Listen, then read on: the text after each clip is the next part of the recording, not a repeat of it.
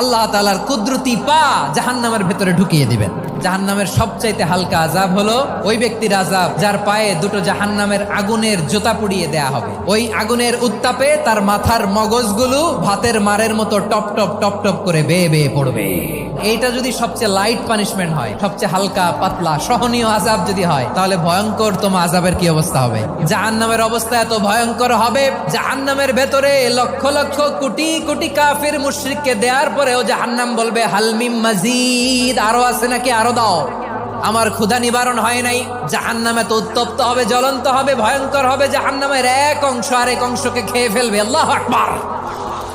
জাহান্নামের রক্ষী ফেরেশতারা কি করবে তারা নিজেরাও বুঝতে পারবে না। কোনো কিছুতেই যখন জাহান্নামকে শান্ত করা যায় না, আল্লাহ তাআলা তার কুদরতি পা জাহান্নামে ঢুকিয়ে দিবেন। দেওয়ার সাথে সাথে জাহান্নাম থেকে আওয়াজ আসবে, কাত বিইজ্জাতিকা ওয়া বিকারামিকা, আল্লাহ আপনার ইজ্জতের কসম, যথেষ্ট হয়েছে, আর লাগবে না। সুবহানাল্লাহ বলেন।